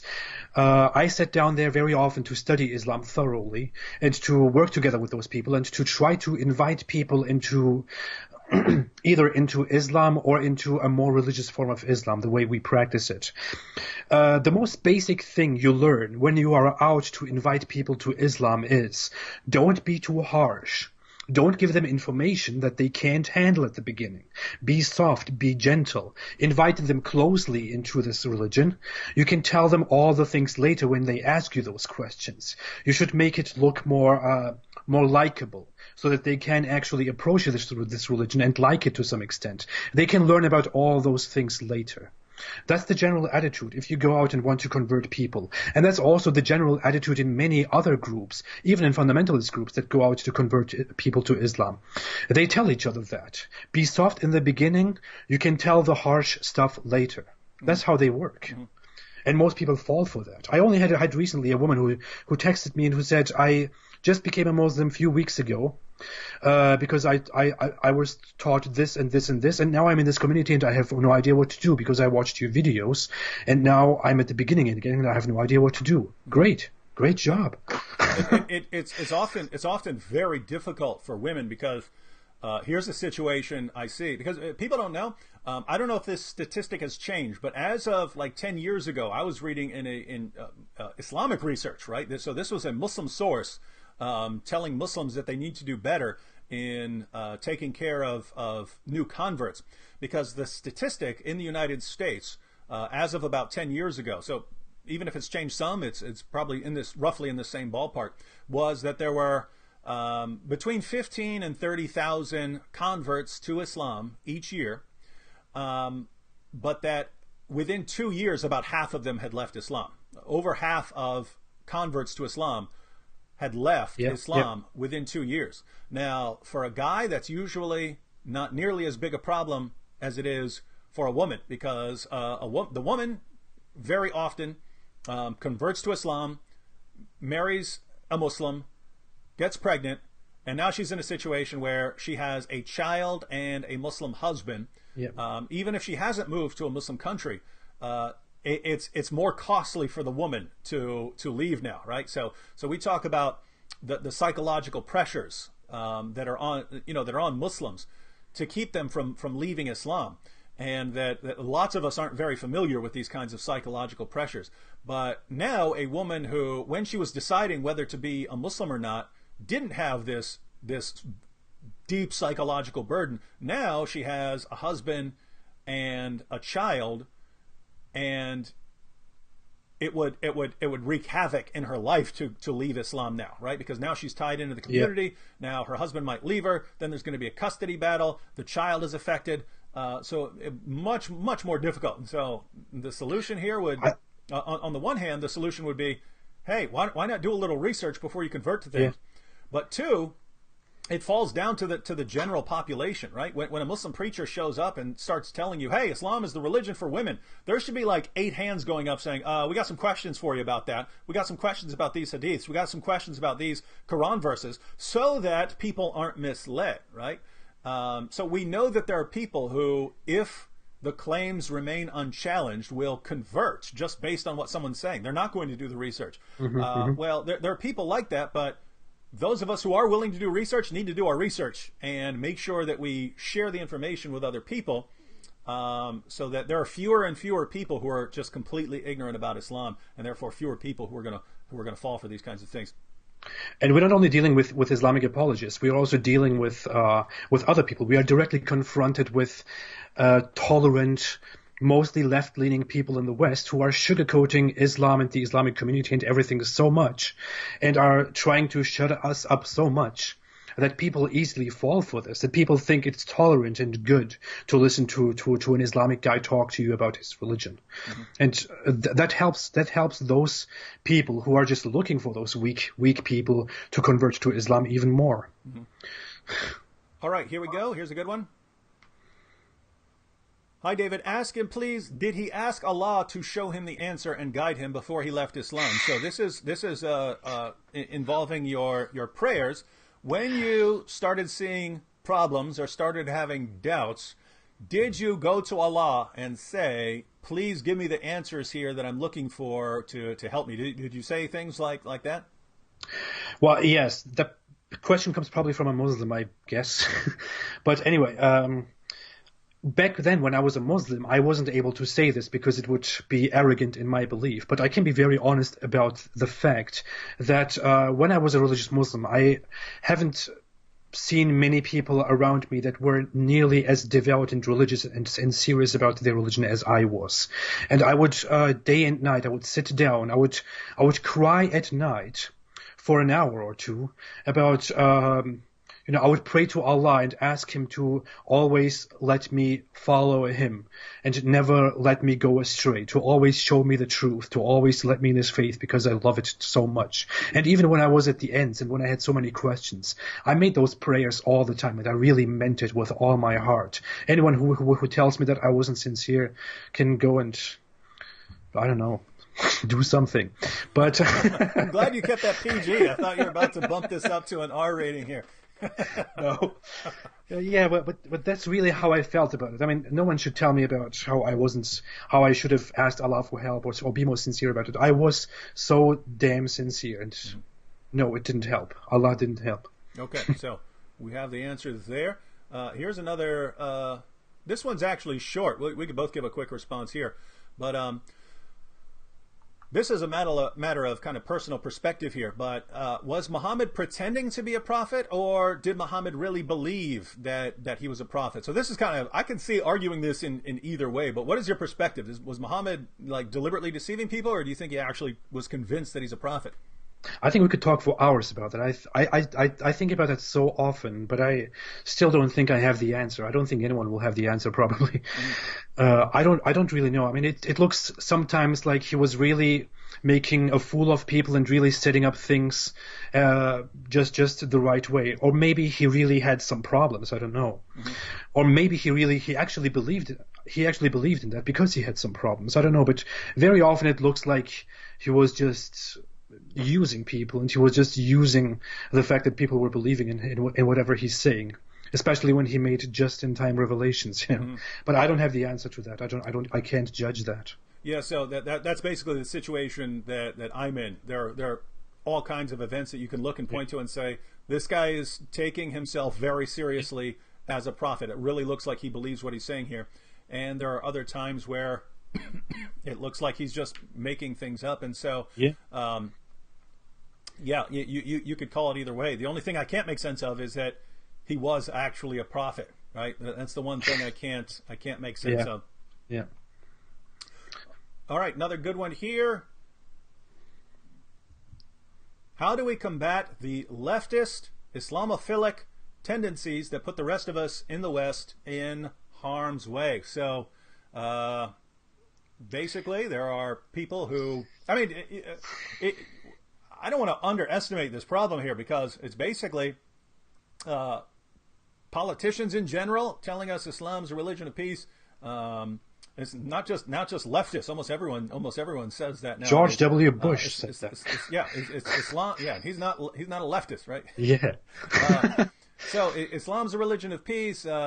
We hear that from politicians, from almost everyone in the media, from almost the entire education system, from almost all of Hollywood. So there's one massive unified voice telling us that Islam is wonderful. How, in the name of common sense, can people like us here, people like us, the people in the chat section, you and me, what can we do about that sort of thing?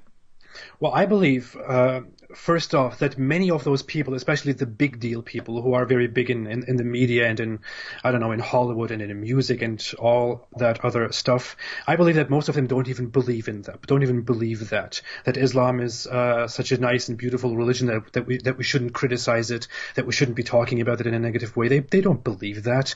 They just say that because they have to say that. An actor says that because he has to say that in order to be loved and not be shunned by people and not be fired by his agency or whatever. A musician has to say that so they can sell more and more of whatever they are making. Mm-hmm. And politicians have to say that so they're not kicked out by their council or whatever.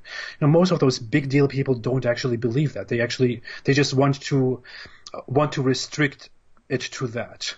But there are problematic people out in the streets protesting who actually do believe that Islam is a nice religion and that people are just misrepresenting it.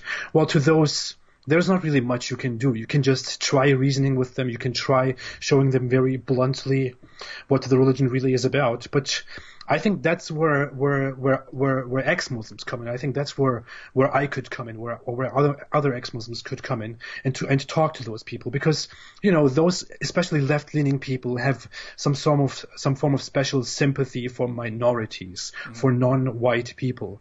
And although I'm pretty much white, I could be considered non-white. So I can claim that I'm also a minority and that I'm also affected. And I was in there. And here I am telling you about it. It's not what you think it is. I could go and do that, but how much can we really think with it? Can we really deal with that? I think one nice thing to do would be to make the public accept that ex-Muslims are a minority and that we need to be protected from bigotry that also comes from Muslims. I mean, if they play it that way, we should play it that way. No, yeah, I mean, yes, and ex-Muslims really need to be hammering that home, because yes, when you protect Islam from criticism, you're treating an ideology as if it's a kind of race, and it's not. But if you're going to treat it that way, hey, there are people who will look upon me negatively because of my ideology. Well, then yeah, you just put ex-Muslims in that same category, that they've got problems now because of their ideology. And so if you're going to protect the minority of Islam, keep in mind the 1.6 billion strong minority here. I mean, it is a minority in terms of global population, but it's the second biggest religion in the world. So not exactly this little persecuted group here. But if you're going to treat that as a protected minority, then yeah, all the more people who've left Islam and are under death threat. They are claiming. I mean, so many people who are speaking in the name of Muslims and Islam are claiming that they are, treated badly and people are intolerant against them and they are being shut down and people are racist against them and this and that. If I said the same things, I would be far more accurate about that. I would be actually saying the truth. I am the one who is shut down because of the opinions that I have, because of my opinions that are completely normal, because I have opinions about a religion. I'm not telling people to go and shoot people of a specific religious group or of specific religious backgrounds and skin colors. Mm-hmm. I am the one who's actually shut down because of my opinions. I could actually claim that, but I would feel embarrassed doing that. I would feel embarrassed and poor and stupid going out in public and saying, oh, I'm treated badly. Oh, this is intolerance and racism and this and that. So I feel embarrassed about that. You'd feel like you're whining, right? Absolutely. You'd feel like how can people live with that? You'd feel like you feel like a crybaby, right? Yes. And by the way, that's how I feel. If I'm going through anything, it's always in the back of my mind. There are people who have it so much worse than anything I'm going to go through. What business do I have really whining about these things? But guess what? That's true of various groups in the United States, like Muslims who would say they have it so bad, it's so horrible. They're going. Guess what? You guys here in the United States have it so much better than almost anyone else down through history. I start thinking that you're just trained to complain, that you're just being trained to complain. But now it's sad that that's the world we live in. But it does seem like ex-Muslims do need to just start jumping up with that, saying, "Hey, look, if that's what you're doing, if that's what we're doing, we're all going to sit back and complain. Guess what? We've got a much better case than the rest of you here." You know, Islam actually teaches people to have a whiny attitude about other religious groups and about other people, about other non-Muslims, because you see the Quran, you have read the Quran, and in the Quran it is so often mentioned that Muslims are persecuted, that the non-believers are called oppressors and stuff like that. So Islam has this attitude in the Quran, in its fundamental scripture from the very beginning. And Muslims, when they learn about the Islam, about the Quran, about Islam, when they go through those studies, they learn this from the religion itself, this whiny attitude and this claim of being oppressed. Yeah. It is in the religion. Yeah. Sorry, this sounds very hate speechy. By the way, we were talking on the live stream on your channel. I mentioned that back when I was in prison, sort of the first interactions I had with Muslims was I had one friend who was my workout partner, Anthony, and he was a convert to Islam, and we would go and work out and argue, Christianity and Islam, and that was, we were both former very violent people. And so, we're sitting here weightlifting and arguing, and we never hurt each other, but those arguments got pretty intense there. So just testosterone flying all over the place as we're arguing. But I pointed out that there was that incident where the sort of leader of the Christians there, Satterwhite, he's sort of the leader of the Christians, and he got surrounded by like 8 or 9 Muslims who intimidated him into taking down this little thing that he had posted on the Christian bulletin board, saying there are many false paths to God, but there's one true path to God, and that I didn't like the way they had approached him there. So if they wanted to object, it would be completely reasonable for them to object. Hey, could you take that down? It would have been perfectly acceptable. But to surround him and intimidate him into doing that, I didn't like that, and so I posted something much bigger. I posted a serpent's head, and the serpent's head was saying, Jesus was just a prophet. Trust me. I need to post that. I've still got that I saved that. I've got that in a folder somewhere. But I posted that, and then instead of coming at me, the Muslims ran to the they filed complaints with the warden about me. But that was my first. Wait a minute. When you guys can thug out on someone, you're going to thug out on them. But as soon as someone's not backing down from you thugging out on them, you're going to run and complain like you're being attacked here. Are you serious? That's how you do? You use force when you can, and when force isn't going to work, you go and complain that you're the victim. Are you serious? This was my first impression. But back then I was thinking, hey, it's just them. But from then on, I have seen wherever it's gone that when Islam can spread or get what it wants by force, it goes with force. When it can't, it's whining and complaining and pretending to be the victim. And you're right. This goes right back to the Muslim sources and the early Muslim community. So it's built into the religion to be this way, apparently. I just want to add some very little thing. I'm not making this up. You can ask any former Muslim. Muslims won't tell you that, but you can ask any former Muslim. Anywhere in the Islamic world, especially in the Middle East or in Turkey or in other similar countries in North Africa, whatever, there is generally this attitude about your military power, your country's military power, and the Islamic world against the others. If we are talking about you doing something against the others, then people are so proud about that, and people say, we could do anything. We could do this and that to Israel, to America, and this and that. But once something is done to the Islamic world or to your country, the general attitude is, why don't they leave us alone? We are being oppressed all the time. That's the same attitude. Mm-hmm. Yeah. You can find that directly there. Yeah, and it is amazing that 14 centuries ago the Quran said that Muhammad is the pattern of conduct for Muslims, and here we are. We see that pattern of conduct. That when Muhammad is a persecuted prophet in Mecca, it's whine and complain, whine and complain, whine and complain because I'm outnumbered. And when he becomes a more powerful force, then it's subjugate, subjugate, subjugate. And here we're 14 centuries later, and we see that pattern. And so, the same thing.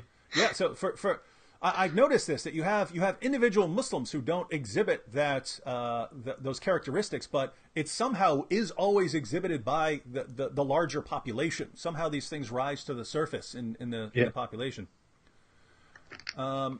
Here's what that's actually along the lines of as far as combating the people who would try to silence us about Islam. How do we deal with that? But here, when do you think Islam will end? Now, it makes sense to ask you here because you're the prophet among us. I made a recent video about that. I talked about it in our live chat too. I called it "Can Islam be Reformed?" And I think I said the same thing there. But what I think, some people don't agree with that, but what I think is that within the next 150 years, we should be seeing an extreme decline in the Muslim population, especially among people who live in the West and people who live closer to the West. I believe that in 150 to 200 years, Islam will die so quickly that no one will even notice and record that in history. It will die so quickly because it's going on right now already. Countries in Saudi Arabia and Turkey and Indonesia and Pakistan, more and more authorities. In Saudi Arabia, they are complaining about and talking about the rising danger of apostasy, atheism, and interest in other religions. They are openly talking about this now, although they wanted to suppress this years ago and decades ago. They're openly talking about it and trying to find solutions about that. It's happening. The apostate population, the open apostate population is growing so quickly, so rapidly. And people who don't identify themselves as atheist or anything, still identify themselves as Muslim but don't believe in it anymore, are also rising so rapidly. There was even a Gallup study, I believe, only a few years ago that was researching disbelief among people who identify themselves as Christian or Jewish or Muslim or whatever, and it was very high among Muslims. I believe in more than 20 countries or something like that. I don't know. I don't really have a very clear memory of this study, but it was something like among all the surveyed Muslims, more than 25 of them or so don't really believe in the concept of the religion of Islam anymore, and don't really identify with the religion and with the belief in Allah anymore, although they call themselves Muslims in public.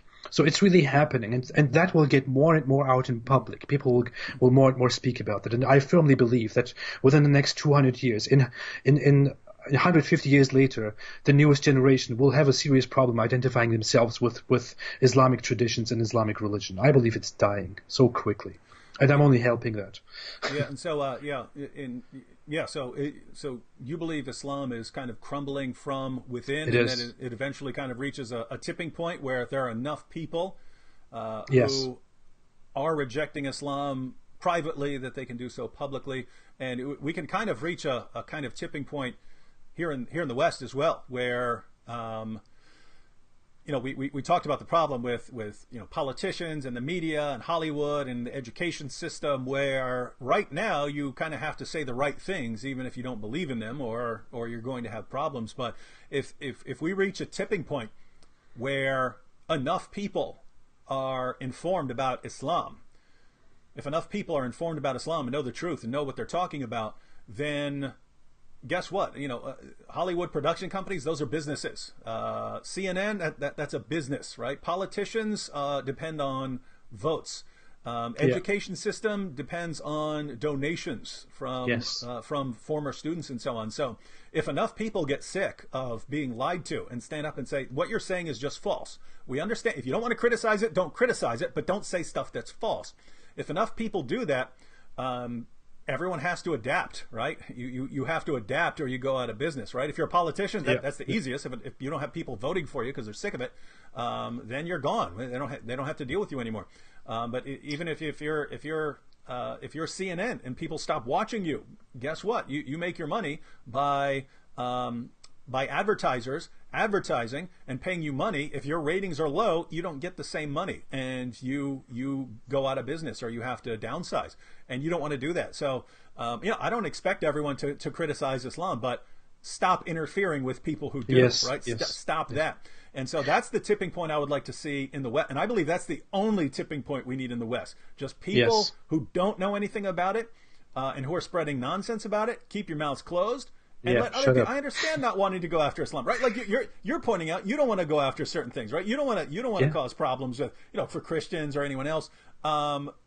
It's fine if you're like that with Islam. It's fine if you have Muslim friends and you don't want to hurt their feelings. It's fine if you're looking at the nice little old Muslim lady down the street and you don't want to tell her religion is violent. That's all fine. But don't say the opposite of what's true to try and block the way for people who are telling the truth. Right? I believe we have a very big problem, though, that no one wants to talk about somehow. Even conservatives in America won't talk about it very much, because as much as I like America and as much as I like the West, we have this weird necessary connection with some very problematic countries in the world, like Saudi Arabia. That have so many fundings in the West, so many projects in the West that work with major companies, with governments in the West. And what they are doing is spreading fundamentalist Islam and blocking, trying to block criticism of Islam wherever possible, even in the West. And we can't even work enough about that because our governments are working so closely with that country, because they have to work together with that country, because Saudi Arabia has somehow this title among all those Muslim countries.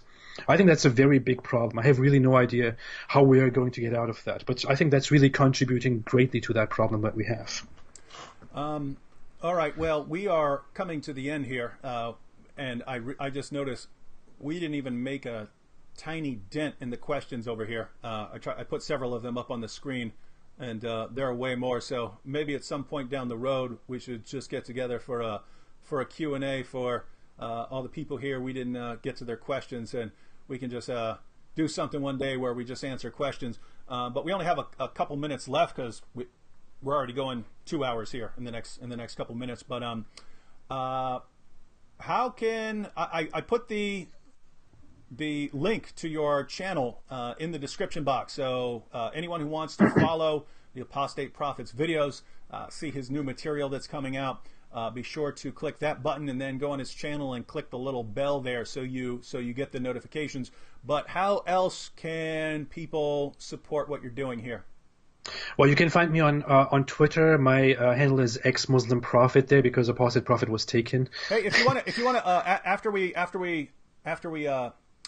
we close out here, if you want to post a comment there, I'll pin the comment for anything you want to give here as far as links and so on.